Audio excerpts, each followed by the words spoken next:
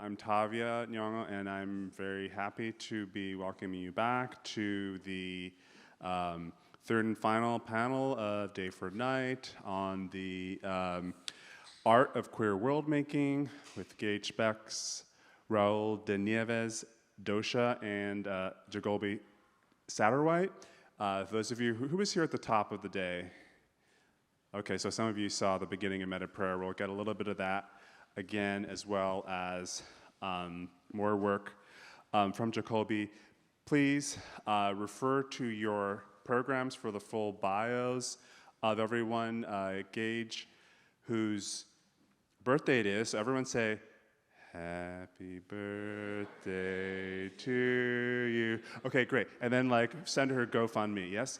Gage Spex, it's her birthday this weekend. Celebrate and welcome her to this stage to introduce the Art of Queer Worldmaking and the Spectrum at the Park Avenue Armory. Hello. Hello, and welcome to the Dreamhouse at Park Avenue. Our new house, we're moving in. Thank you. Thank you for extending your home. Yay. So I guess we're going to start with, well, thank you for all coming. This is Raul, Dosha, Jacolby. What's up? Hello. I'm Gage Spex.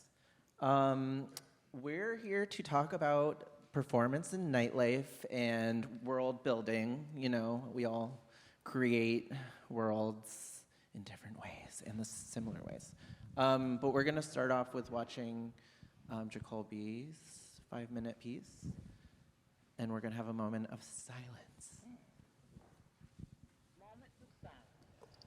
This was shot at the first Spectrum. On the last day of In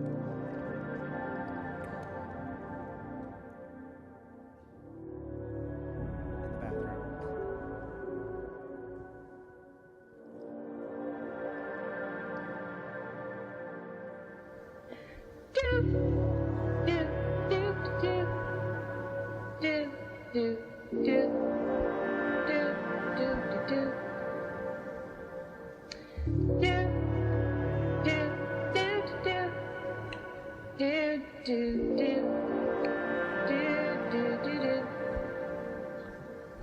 No one thinks in noisy places, but silence makes the brain go fonder.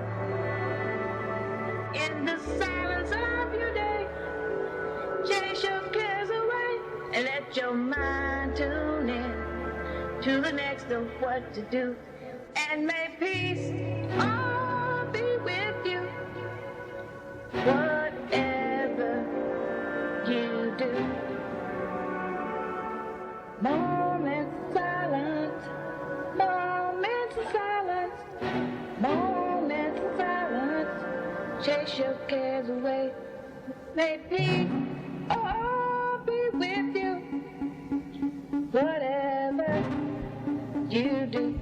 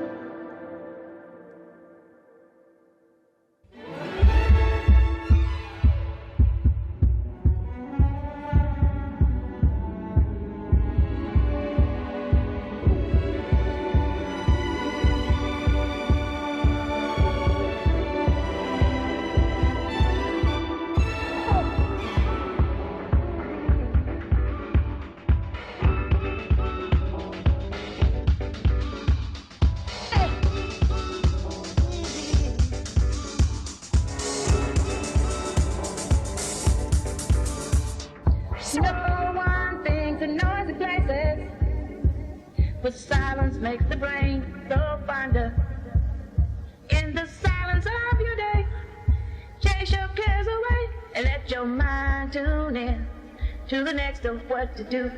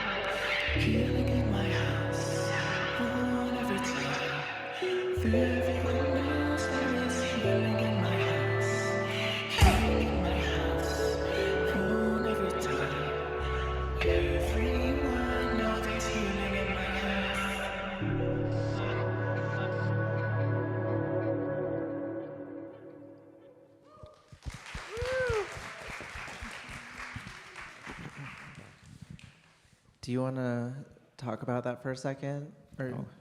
Ooh, I'm so shy. Oh my God, that was like, oh my God, that was like 5. I don't remember. It was so long ago. So that project was a part of a feature-length film, a feature-length animation and live-action project I did in collaboration with San Francisco Museum of Modern Art, where they commissioned me to produce a virtual reality album. And a lot of that project, which was a very seminal project that took 5 years to create, in regards to the whole project, it sort of was like, it was created during the times where I was going to Spectrum the most, like on R.O.S.E, and it was also in Dreamhouse, and all the iterations it sort of kind of spanned throughout. And so my friends and I would always make jokes about how oh my God, his Spectrum is just going to historicize itself in this weird way, in the way that Jackson Pollock and they used to go to their little pubs and strange, there's always some strange kind of sort of incubation space that a lot of like-minded artists kind of go to in every decade, and it's sort of like, whether it's cafeteria, danceteria, or this club shelter, so I remember a lot of the process collaborators, from Alyssa Brianna, Cedric Antonio, Nick Weiss, all of the constellations that made my world building possible sort of was rooted in all of my visitations to Spectrum, and I just felt like it was a place where people became uninhibited and sort of headless, and I just feel like it was sort of like a philosophical breaking ground. I mean, I don't know how to. The piece is much more dynamic and not necessarily relevant to the Spectrum, but I chose to work on that the last day at Spectrum. It was really fun to see you work in both of the first Spectrum and then the Dreamhouse spaces. I guess I should also maybe do a little intro for people who don't know about the Spectrum really fast. So basically, the Spectrum was a space that started in 2011 and went till 2016. And then the space got evicted. It got seized in bankruptcy court because our landlord lost it. And then we had to move, and we got a bigger shell as the Dreamhouse. So that was like, it sort of went from, the first one was very DIY, and the second one, due to actually also financial overhead, had to really grow into being a bigger sort of corporate situation, which was intense, but it grew. It also grew within our lives from being like us in our 20s, starting something that we didn't really know what we were starting, and then the Dreamhouse being this sort of like evolution of like really taking the DIY dream and then really kind of like the double-sided thing, like almost like that was the spectrum, that was like this reality, but then the dream world that was like being activated of the world making was very, you know, like this kind of constant dream and surreal space that it like looked in our minds like the other sort of virtual reality version. And the Dreamhouse was very virtual reality. It was like banquet hall on acid. So anyway, so basically also intros to us, it's like I started the Spectrum at like 25 or something as a performance artist, and I was like, okay, we need a space to create experimental artwork, but we don't have space to rehearse, and like we don't have money, so what the fuck are we gonna do? And so I started that, and we were like, how are we gonna make money? And so we started doing it like with nightlife. So we started throwing parties, and then that snowballed into being this sort of underground scene that we all were there for. Also, I've known Raul de Nieves from San Francisco since before that, and then we both actually ended up living above the first Spectrum, and then Raul and I shared the art studio at the Dreamhouse. I met Dosha when I moved here, and House of Ladosha was like really like, you know, underground famous, epic, like the mother of Brooklyn hip hop, basically. And then, as you saw, Jacolby created all this amazing artwork of both those spaces. So anyway, maybe if you want to start talking about like how you, like we'll just do a little brief thing of like, you know, your art and how it's connected, like maybe at the beginning with nightlife and performance.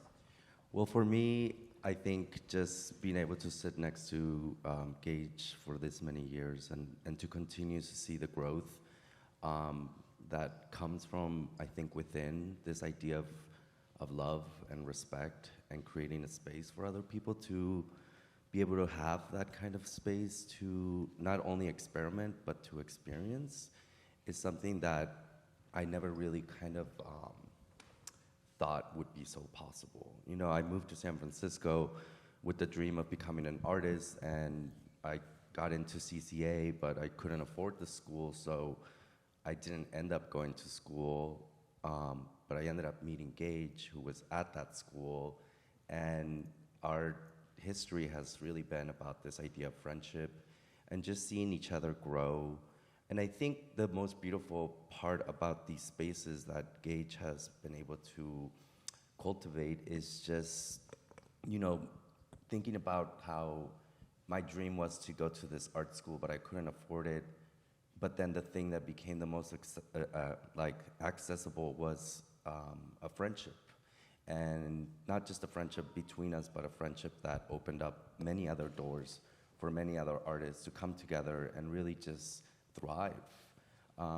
When I ended up having the opportunity to live with Gage, it was also because I had lost my house, and somehow I was at a bar, and I was like, oh my God, please, I need to find a place to live. And I had asked Gage, we were having this conversation. You like just ran into each other at the bar. Yeah, and then they were like, oh, that's so crazy, because there's a room opening up like right now. And so I had been visiting the Spectrum for many years as, you know, a nightlife goer, and having the opportunity to house myself there was just so beautiful, because I really got to see not just what the party was like that Friday, but it really wasn't just about the party. It was about all the things that happened up until the party, you know, was in motion. And I think that has been a true life-like experience, you know, and I think this is why nightlife becomes so important in so many people's lives, not just artists, but other people that want to feel connected to this world that seems to be so closed off. But it really opens up so many opportunities to congregate with other people that have like-minded ideas, and yes, like this kind of form of letting go and finding spaces to really just inebriate yourself with whatever it is that's gonna push you in that mindset of freedom, you know, like an actual form of finding freedom and connections. So for me, these two spaces really became so important in my life, because even when we had to move from the Spectrum to the Dreamhouse, I had been invited to be part of the Whitney Biennial, and I had lost my studio also, and somehow like the world gave us this second space for creation. And you know, I made one of my biggest artworks in the basement of this club, and every time I would think about my work ethic, you know, and how important my practice becomes to a daily ritual. The whole environment of this idea of like chaos became so important in kind of the notion of how to just access this thing that didn't exist, which is the form of idea, and how to realize that. And I think as most of you have probably found places here in New York City that you call home away from your home, the most beautiful thing is like these moments that we get to share with one another, and how our stories do become important to other people's lives, and how it can open up new perspectives of just caretaking. So I do continue to value this idea of letting go and finding connection within larger forms of people, to really just have a moment to, you know, feel that full joy of what life really is. But, you know, sitting here with who I very much value, my friends, is just really important to kind of allow each other to share our ideas and stories of how this all really is a very special thing that happens to all of us as community organizers and artists and thinkers. So, Dosha? Sorry, I've been a little under the weather, so I'm like a little dehydrated and like sweaty under the lights. Do we have water? Well, I moved to New York for college, and from Nashville, Tennessee, and I think that finding a house in a place where I felt like I really belonged, I wanted to create something that felt really just familial. You know, like I wanted a family, I wanted to put something important into the world. I didn't really know like what that was, but I knew I needed like help to do that. I also come from like a background of like just feeling like super lost and abandoned in the world, and like my mother, she's 14 when she had me, so I was raised by my grandmother, and then my grandmother passed away in 2006, and I think that was like a really like life-changing thing that I don't think that I'll like really ever like understand, you know? But I was looking for something that, like a female figure that could sort of guide and protect me on my way through New York City. And I feel like that's kind of how the persona of like Dosha Devastation like was created, because I needed something to uplift me, you know? And I don't even think I really knew that I was going through grief at the time. I think I was just like trying to find myself and just fell into music.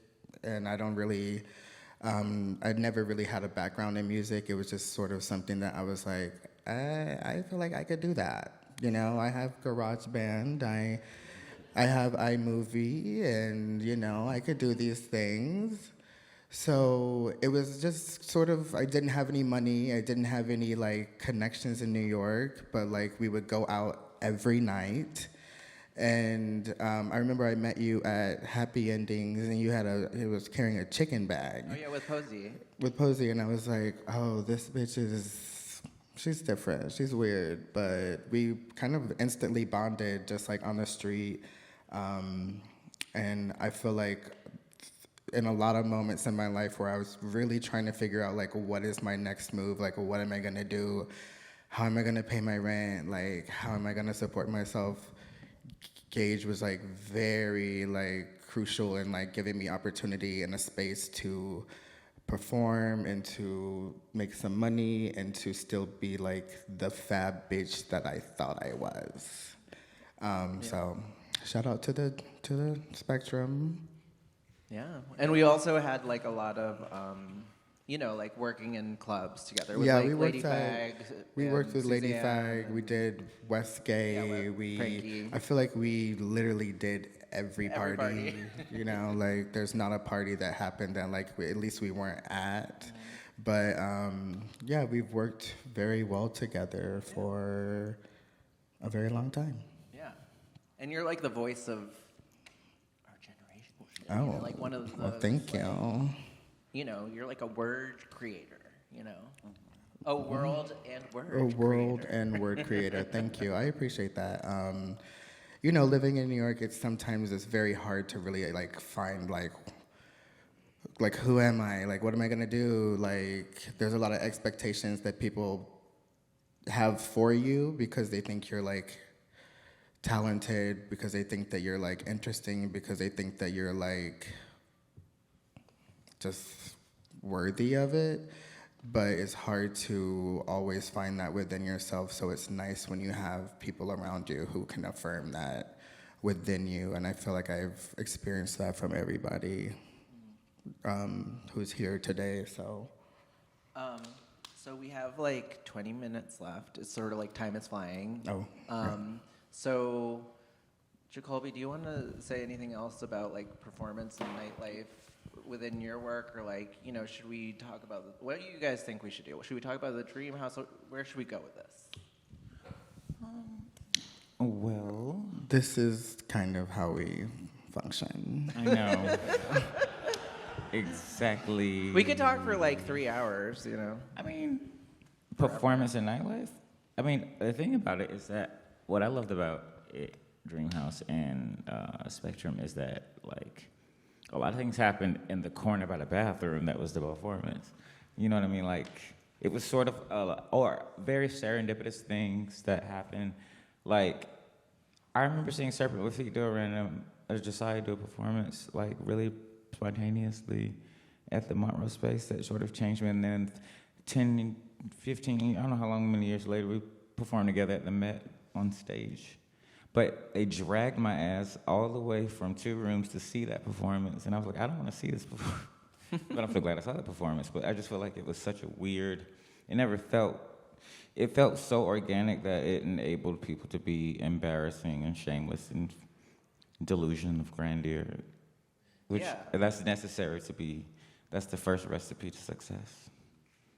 I think that also within all of our work, it's very like creating this like sort of like futuristic, like, not the reality that we're living in. It's like we're too fabulous for the reality in 2024 or whatever year it was that, so it's just like, like the virtual reality thing. It's just like, like your artwork is just like this hyper color, like completely different world, so like these spaces are all epic. Yeah, I mean, I remember I got kicked out of Alexander Wang party because a bodyguard like beat me up for being too close to Lady Gaga or something.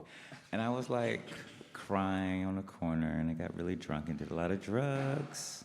And I went to Spectrum, blackout, and Wolfgang Tillmans took this beautiful portrait of me that I never remembered taking, and it showed up in Apartmento magazine. And it was my entire band in the photo, serendipitous, like Alyssa was doing the door check. Oh, yeah. And it was the same, and he accidentally took the same composition of my favorite album of all time, Nearly God by Tricky. Oh, yeah. Which is what my band is based on, like his posthumous mother's. So like, I'm the magic in Spectrum is a little cosmic, and you are a witch. That's all I gotta say. Oh, oh my God. What about man? Well, I think it's also just so important to really think about how our individuality has helped one another through this idea of sharing each other's work, like in the performance world, or a house in a space that opens up possibilities for other people to really just thrive. And last year we saw Jacolby take over the Met, and to me, I think to a lot of people, it's still something that is so surreal, but it actually happened. And Jacolby had this great opportunity to also invite a lot of his peers to be part of his work. And I think that really was extremely touching to all of us to be able to, because our friend had this amazing opportunity, how their world really allowed us to be a part of it too. And, Jacolby invited me to perform at the Met, and in my punk band, my punk band is like this 10-year plus ongoing musical practice that is extremely experimental. And that day that I showed up to the Met and was on stage screaming my heart out, people were like in the Monet show being like, oh my God, I could hear you all the way down the hall. And that, I think, is just like a lifetime of like possibilities that you couldn't even dream of. But thankfully, because of who we are and how we've opened up these moments to other people to be a part of them, I think that's when really like nightlife becomes a true form of like an artistic practice, that it really just has this agency to kind of allow you to grow into that person that you've always wanted to be. And you go out and you put on your favorite pair of shoes that really turn you into that, not punkin', it turns you into that princess. And so these times at the night, I think, become so important, and just kind of the idea of experimenting, but you're actually not experimenting because you're so aware of this character that needs to be like let loose. And I think that's why, I don't know, everyone always celebrates these spaces that kind of have a lifespan of 10 years or 5 years, and then they grow into books and into other people's kind of like dreams of wanting to open that place. Because reading about, like, say, Studio 54, it's just like you get to only see it through pictures, but you actually can create that space at the time that you're living to kind of, I don't know, make history into a realization of itself. Well, those performances that you did, among others, will be playing internationally in Tokyo, Brazil, and you will be seeing them live. I think also, like, two things about that are, like, on the macro level, like, that Jacolby show that you did at the Met was, like, this thing where I've had certain moments in my life that, like, are, like, years apart, but it was, like, this thing where, like, I didn't realize that I have limitations, and it's, like, there's, like, a glass ceiling, and I realized when I walked in there that, like, that there was a glass ceiling, and that it broke the glass ceiling of my expectations of what is possible for our community. Because I think, like, a lot of times it's, like, being queer, being, like, laughed at or whatever for our identities or something, it's, like, we create these limitations, and then it's, like, we have to work so hard to, like, expand. And so, I think that I had moments like that in Europe before I lived in New York, like in London. I had a moment like that where I was like, oh, like, the queer community can be bigger. Like, it's like, it can have more. It can be glam. Like, it's like we deserve, like, bouginess. Like, we don't just deserve, like, gutter punk shit, Like, we don't have to be in a squat all the time. We can, like, be in the Park Avenue Armory. Here we are. So it's like seeing that expansion and sort of like having, like, the Spectrum and then the Dreamhouse were like these sort of expansions like that. But then the Met is also an expansion. Like, this is an expansion right now. And I think that, like, also within your work too, it's like that. And then going back to, like, identity, I think we all have created like within these worlds, it's like a space for us to create our individual identities, and we all have like these very specific like performance and artistic identities. So maybe let's talk about. I mean, remember when we performed, we opened the Whitney building after Michelle Obama got on stage?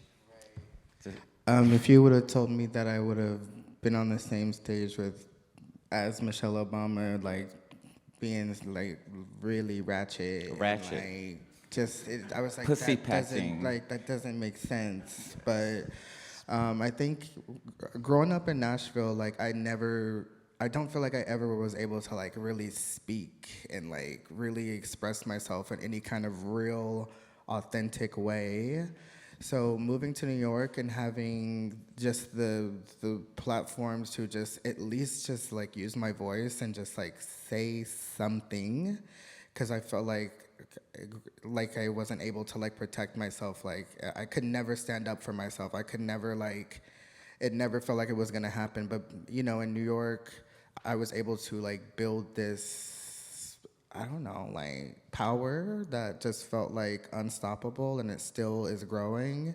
But like also at the same time, I just like to do ratchet shit with my friends too.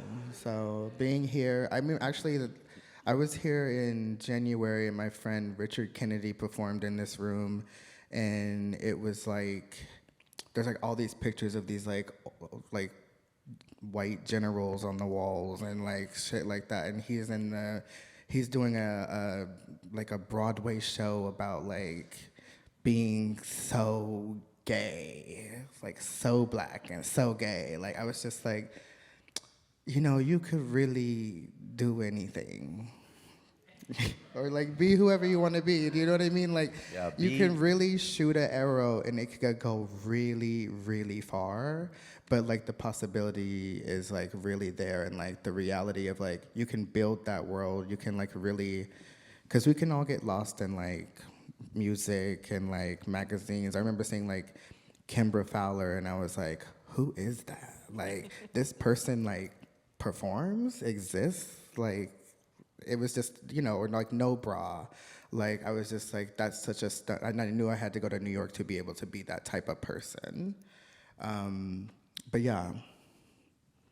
I'm like, what was the question? No, yeah, I think we did it. Yeah, should we talk about like, you know, nightlife and the present and future of nightlife? And like, you know, what's going on? Like, does anyone think like, I mean, I moved to New York when I was 18, and like this year I'm turning 40, and that feels like make it make sense, you know? So I don't really know like what's going on with the kids. Like I feel like every time I pop out, I'm like, who are y'all? Like, where'd y'all come from? Like, how'd you get here? Like, what do you need? You know, like, but I mean, I think that New York City will always have those spaces for people. People will always build those worlds. They'll always like make a way where there like wasn't one. But I feel like, I don't know. I would have to ask like someone who's really cultivating those kind of spaces like right now, because I've sort of aged out. Can that happen? No, right? Okay. All right. So I'm still there. I was just there, and I was just like, I went to Lips, and I was there, and I was just sort of standing around like, and then all of a sudden they start playing my music, and then there's a microphone in my hand, and then I'm on stage, and I was just like, okay, we're gonna do this. So, yeah, I mean, I'm still in it. I'm still a part of it. I'm still, like, raging. I also do think that, like, you know, things are changing within the, like, performance. Like, there was, like, a lull. I feel like when we first started with the Spectrum and The Dreamhouse, like, performance was getting, like, I don't know, like, exciting and, like, more, like Boy Child was, like, going off everywhere. And there was like this sort of like weird experimental moment, and then it kind of stopped for a minute. But then even with like the Bafo moment that just happened, there's been more like in another expansion of like weird performance art stuff in nightlife, which I think is exciting to see. Like here we are now, we're about to have a rave in the Armory. Yeah. Wait, what was that? I don't know. Yeah. Right. Do y'all have questions? Yeah, we can. Like, do you need to know anything or like where to go? No.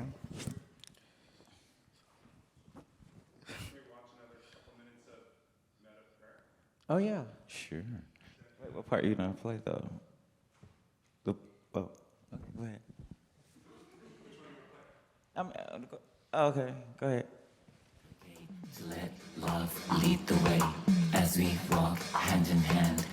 This is a new world order. Bigger, better, faith start the revolution against hate. America dead, race to face, replace this senseless race. May your heart be a gate to let love lead the way as we walk hand in hand. Sister, brother, New world order. Come together, come together. This is a new world order. Come together, come together. This is a brand new day. Come together, come together. This is a new world order. Come together, come together. This is a brand new day. Come together, come together. This is a new Here, use these tools. These will help you overcome oppression, homophobia, transphobia, misogyny, buzzwords. Yes, and together we can create a new world order and coexist. Yeah. Oh, wait, that's not what it says. Fix it.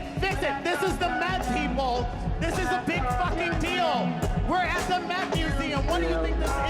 Together, we can coexist. Amen. Can I get an amen? you will Can I get a amen? bigger, better, faith start Everybody, against hate. let's come together to create a new world order. To let love lead the way as we walk hand in hand. Sister, brother, new world order.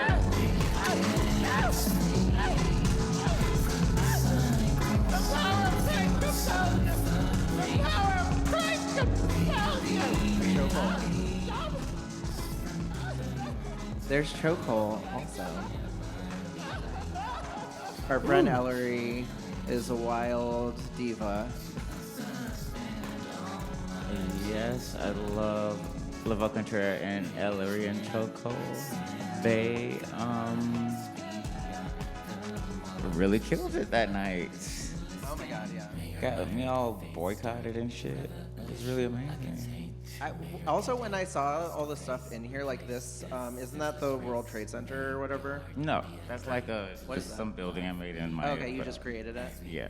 I always like, so this definitely, especially in comparison to the first But that video that we saw, it's very like, you know, it's sort of like the next Future Club vibe Yeah, too. I mean, it's sort of like a horseshoe theory thing. I wanted to do this thing that sort of co-ops sort of like the way how corporate like identity has become in regards to like the buzzwords of like this like let's be equal and blah blah blah blah blah. But I wanted to take sort of a horseshoe theory approach and talk about like prayers for your vices and your humanity. But also like Maureen, one of my collaborators who also danced for my Lincoln Center project and the Met Museum, O'Shea Sibley, who was murdered at a gas station after Beyonce's Renaissance concert. He was he's voguing with his friends to Beyonce's Renaissance song, and a religious zealot stabbed him. And so this part is sort of that guy in the white jumpsuit in the clouds who was like dancing with Laveau Contreras and the other gaming protagonist with the bald head. He is the person that this part was tributed to, who Laveau was, making her comical Baptist church Buddhist sermon. And so it sort of was like being irreverent and poignant and talking about bundling and cuddling and gundling, just sort of talking about how, like, all of the dark and the light can come together to create humanity. And I think that Spectrum taught me that, about balancing both ends of the spectrum to find your humanity and create a new world order. All right, that was corny boots. Well, I think one thing that when you were asking, like, what's the future of nightlife, I think it's really important for us to, allow other people to realize their dreams and really think that it is possible. And especially in a place like New York, if you're feeling frustrated by not having a space, I think the hardest thing to do is not believe that you can open that space, that you do have the agency to start your own gallery, to be your own gallerist, to really introduce this world to the youth, and to really just embrace that, as Gage did for so many years. I think it's one of the bravest things I've ever experienced my friend do, is take the responsibility to have the overhead for a lot of people to have this like space that became a home. So I think, continue to dream and let your dreams be like heard, and really just exercise that kind of magic. And to think of yourself as a magician is really important, because I think once we share that beauty that's inside of us, it really cultivates a lot of people's lives into perspectives. Yeah, and I think that also a lot of it came from people complaining, or myself complaining, and then being like, wait, why am I complaining? Like, let's just do something rather than complain. Like, let's actually turn it into action. And what do we want to see in the world? Like, okay, we don't have the space, let's create the space, And also some of those things are in just like these more ephemeral spaces, like, the Met, or even last night we were at Judson Memorial Church, and that was just such a completely different, and we're about to experience this in a minute here, but really seeing how different spaces respond to music, dance, celebration, and reminding ourselves how to come back to the core priorities of what we were really here for, to love each other, support each other, protect each other. Oh shit. That's our reminder that we're almost done. Well, how much time do we have? Love you, Kay. We love you. Love you too. How much time do we have? Do we have any more time? Okay. Thank you. Do we have time for any questions or anything? Does anyone have questions? Lane, do you have a question? Oh, you have a question?